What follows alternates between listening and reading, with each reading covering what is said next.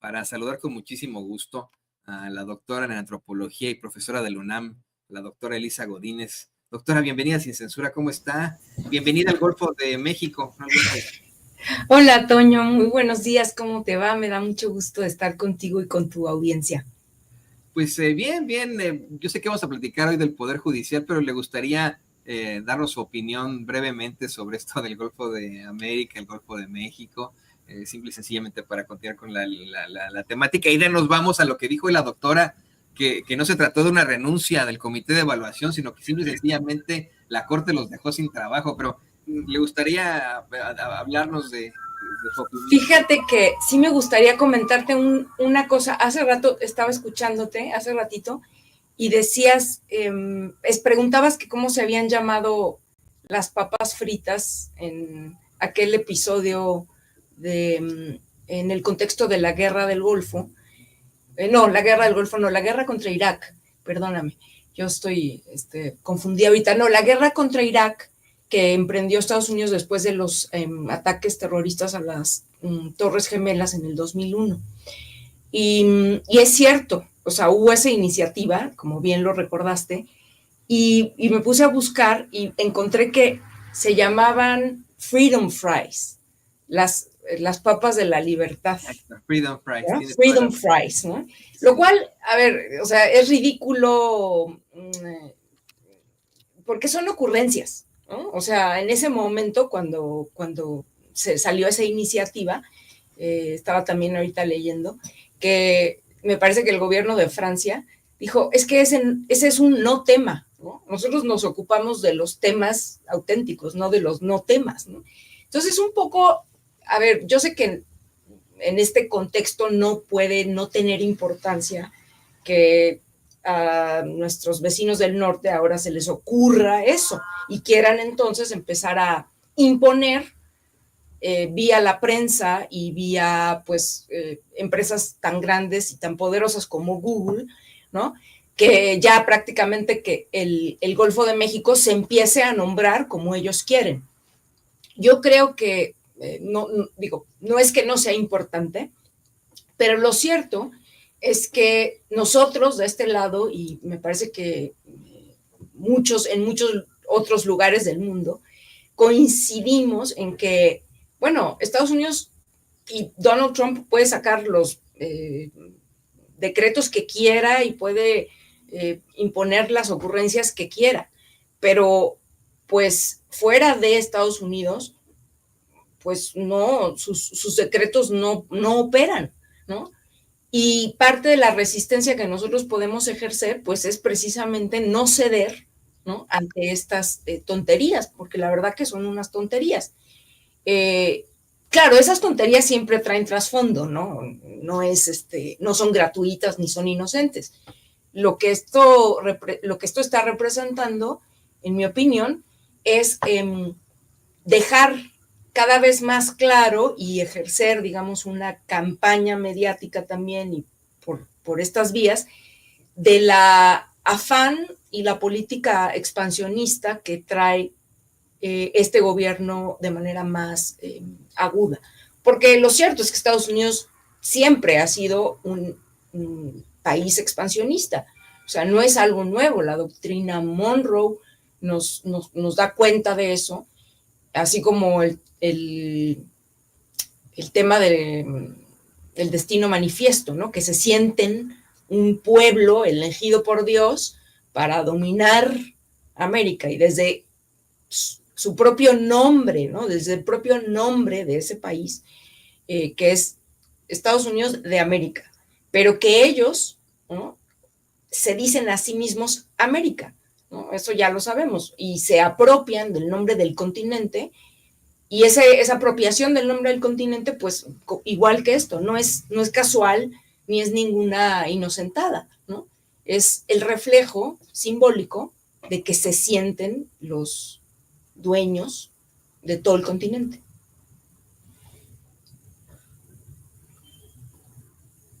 Siempre ha sido así, perdón, tuvimos un problema ahí con el botón como de costumbre, doctora, le picamos y ya sabe. No, esto no es con Google, pero es con con otras plataformas del estilo que son efectivamente corporaciones. esa es la idea del destino manifiesto, imponer una idea, imponer una ideología, pues que es en estricto sentido, lo estaba revisando por ahí en un libro, le voy a decir cómo se llama este libro, se llama All the Real Indians Died Off and 20 Other Myths About Native Americans, de Roxanne Dunbar Ortiz y Dina Gilo Whittaker, de cómo es que en algún momento el destino manifiesto se tomó como una especie de religión muy asquerosa, una religión supremacista blanca, que efectivamente lo que intentaba, bueno, pues era cambiar la ideología y el planteamiento en cuanto a incluso palabras de la gente, y que fue intocable hasta mediados del siglo XX, el destino manifiesto. Fue cuando empezaron apenas los pueblos originarios de los Estados Unidos a poder defenderse y a cuestionarlo con algún tipo de apoyo. Pero pues bueno, esto en esta idea absolutista, esta idea imperialista con la que quieren mantener, vamos, sometido al mundo desde Estados Unidos. Fíjese, ahora que nos recuerda que no se dice que no eran Patriot Fries, sino Freedom Fries, incluso en eso, ¿no? Yo vivo aquí desde hace muchos años y hasta en eso me confundí en el nombre. ¿Quién se va a acordar dentro de 20 años del Golfo de América? ¿Quién verdaderamente le va a llamar Golfo de América a lo que hemos conocido como Golfo de México tradicionalmente durante, pues, siglos y siglos? Pero bueno, estas son algunas de las estupideces que ha venido promulgando este sujeto. ¿Qué le parece que vamos a lo importante, a lo interesante? Y que es que México efectivamente este año hará historia al elegir a sus impartidores de justicia. Y hoy en la conferencia de prensa mañanera, al parecer, bueno, pues no se le esperaban. Una compañera corresponsal le preguntó a la presidenta de México, a la doctora Claudia Sheinbaum, sobre la renuncia del Comité de Evaluación del Poder Judicial, y la doctora le dice, no, pues que no fue renuncia, más bien se quedaron sin trabajo porque así lo determinó la Corte. ¿Por qué no escuchamos? Es muy rápido lo que comenta la doctora y lo platicamos con la doctora Elisa Godínez aquí en Sin Censura. Presidenta, ayer pues se daba a conocer la renuncia de los integrantes del Comité de Evaluación del Poder Judicial. Conocer su opinión al respecto luego de que el Tribunal Electoral pues anunció que el Senado podía continuar con la selección de los aspirantes. Pues no fue de que el tribunal dijera que podía continuar el Poder Legislativo a través de la selección al azar, sino que fue una decisión de la Corte de no continuar con los trabajos. Entonces, pues sí, pues ya que tenía que hacer el comité, si ya no iban a trabajar. O sea, porque lo ponen así como renuncian los... No, pues si ya no tenían trabajo, ya la Corte ya les había dicho que ya no iban a seguir desarrollando su actividad, pues ni modo que siguieran ahí en un comité que ya no tenía ningún sentido. Entonces, ¿qué resolvió el Tribunal Electoral? Que los 3,000 y tantos que quedaron en la primera selección de ese comité, el Senado de la República va a hacer una selección al azar de esas personas, y esas son las que van a participar como parte del Poder Judicial en la elección del 1 de junio. Gracias. Muy fácil, y bueno, esto también ha preocupado a algunos. Más adelante, doctora, querido público consentidor, preguntaron si no era un riesgo que de pronto pues permitieran este tipo de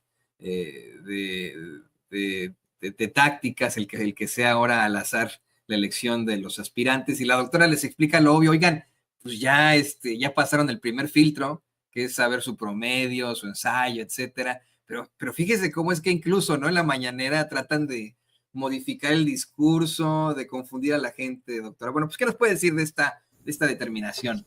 Sí, totalmente, Toño. Hay una intencionalidad en muchos casos, y no solo en este tema, de algunos medios de comunicación, precisamente de, digamos, darle el spin y tergiversar lo que está realmente ocurriendo. Por eso es muy importante que en espacios como este, digamos que desmenucemos o tratemos de desmenuzar bien cuál es el origen de todo esto.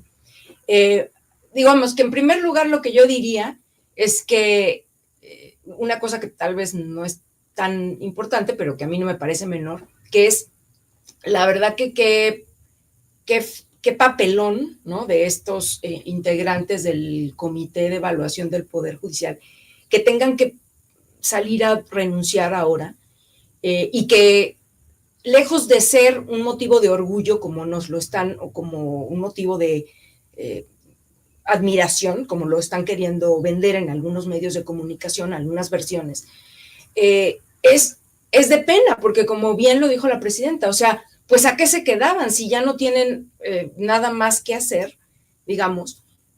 Porque por una decisión que hay que analizar también, unilateral de la Suprema Corte de Justicia, ¿no?, de darle entrada a 2 recursos que interpusieron 2 jueces respectivamente, no me recuerdo de qué estados ahorita exactamente, pero son jueces que se tomaron la atribución que no les corresponde de emitir una suspensión definitiva al procedimiento porque las razones que sean.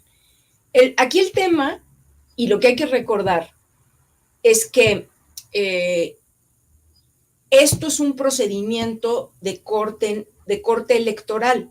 Luego, entonces, el marco que tiene que regular este proceso lo define el Tribunal Electoral del Poder Judicial, no la Corte y no el Poder Judicial en estas instancias.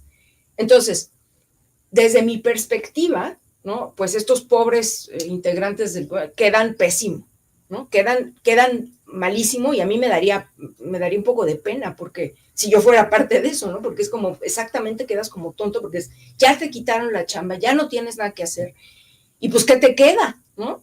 Pues nada más que renunciar. Ahora, vuelvo al tema de que lo están queriendo presentar como estos miembros del comité están actuando de manera muy recta porque están siguiendo, ¿no?, las indicaciones de estas suspensiones definitivas y no quieren incurrir en ningún delito y bla, bla, bla. Claro, pero volvemos a lo mismo. O sea, estas suspensiones de 2 jueces de no sé dónde, Jalisco y no sé dónde, no recuerdo el otro estado, realmente no tienen lugar, porque quien decide sobre esa materia, volvemos, es el Tribunal Electoral, ¿no? No un juez federal.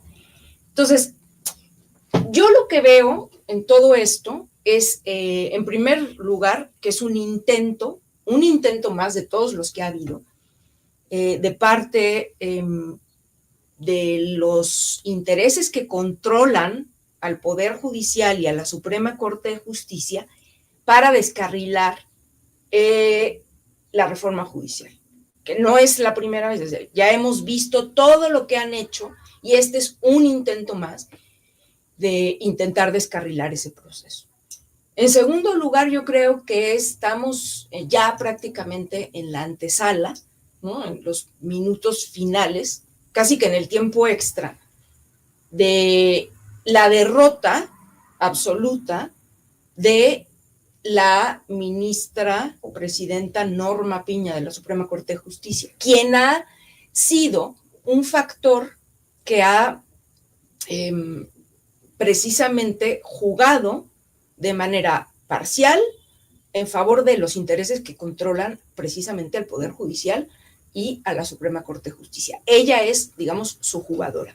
Y ella no ha sido imparcial, más bien ha sido todo lo contrario, ha sido totalmente parcial y ha sido la, digamos, principal actriz, pues, de esta puesta en escena que es la oposición en contra de la reforma judicial.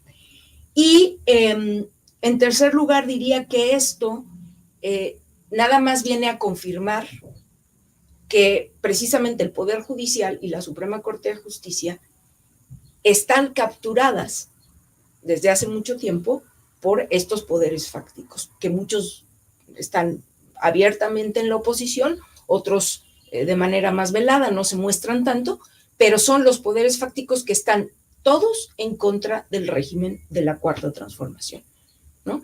Y que han encontrado en ese reducto de la Suprema Corte y el Poder Judicial, pues una de las últimas trincheras que les queda para oponerse pues a este régimen. Yo creo que todavía tendrían algunos ases bajo la manga, vamos a decirlo así, doctora. Siguen detentando con mucha fuerza al Poder Judicial de aquí hasta este verano. Estarán ellos al frente del Poder Judicial, van a seguir determinando, ya no tienen esa mayoría en la Suprema Corte con la que hacían y deshacían, pero siguen detentando el poder. ¿Usted cree que de alguna u otra forma, ya para cerrar, no quitarle más su tiempo, cree que de alguna u otra forma podrían en el Poder Judicial tener algún otro tipo de estratagema para intentar minar la elección de impartidores de justicia en junio? Sí, a ver, yo creo que de seguro tienen otras estrategias guardadas, o sea, no se van a quedar cruzados de brazos, ¿no? Lo que pasa es que están peleando como gatos boca arriba, intentando a toda costa ver de qué manera alguna de sus tantas intentos pega, ¿no? A lo mejor pega y es como dice el dicho, a ver si es chicle y pega, ¿no? Pero lo cierto es que la correlación de fuerzas en este momento no les favorece a ellos. Y sí, claro, lo van a seguir intentando, yo creo que hasta lo último, ¿no? Pero cada vez creo, en mi opinión, que quedan mucho más expuestos, quedan mucho más claro, se desnudan totalmente como lo que han sido, un poder que, digamos, en su mayoría, pues no quiere perder privilegios, ¿no? No quiere perder las prebendas que tiene, no quieren perder ese control y sobre todo, y yo por eso insisto en eso, porque una de las razones que tanto alegan quienes se han opuesto a la reforma judicial y el discurso que se construye en torno a esta oposición es que con la reforma judicial lo que ocurriría, según ellos, es que el gobierno y en particular el Poder Ejecutivo va a tener total control sobre el Poder Judicial, ¿no? Y que entonces eso representa una amenaza en términos democráticos porque es la captura, ellos hablan así, del Poder Judicial por parte, digamos, de un poder, entre comillas, autoritario, le pongo yo. Y aquí, más bien lo que vemos es que nadie quiere hablar un poco del elefante en la sala, ¿no? O sea, y el elefante es en la sala es que ese poder judicial desde hace décadas está capturado por los poderes fácticos de este país. ¿Y cuáles son los poderes fácticos de este país? Bueno, pues el poder económico, también el crimen organizado, por decir dos, ¿no? Por decir dos. Y ahí tenemos ejemplos para dar y regalar. Solamente voy a recordar, no me voy a detener en ellos. El poder económico, con lo que ha ocurrido en el caso de un empresario tan fraudulento como Ricardo Salinas Pliego, que, bueno, con las artimañas correspondientes, había estado logrando que el Poder Judicial y específicamente la Suprema Corte de Justicia metieran en un cajón todos los procedimientos que, digamos, tiene el Estado mexicano en su contra por la falta de pago de impuestos que asciende a cifras millonarias. Ese es un caso. Y por otro lado tenemos estos otros casos, tal vez no en la Suprema Corte de Justicia, sino más bien en las instancias, digamos, menores del Poder Judicial, con todos estos jueces, ¿no? Que cada tanto es bueno recordar los nombres, y eso es importante que se haya hecho en las conferencias mañaneras, de estos jueces que con sabadazos y con otro tipo de estrategias dejan en libertad a los criminales más conspicuos, ¿no? y por un detalle en el procedimiento, dicen que puede seguir su proceso en libertad o coartan, digamos, esta prisión preventiva oficiosa para casos donde debería, en donde más debería ejercerse. Y bueno, ahí vemos cómo ha sido, ¿no? El papel de este poder, ¿no?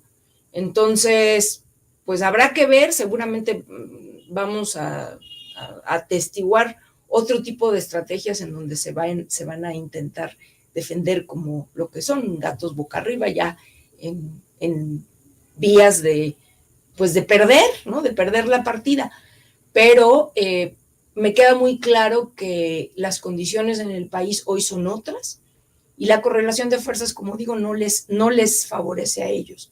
Yo creo que cada vez más el pueblo de México está enterado y sigue apoyando pues el conjunto de propuestas por las que votó en el año pasado.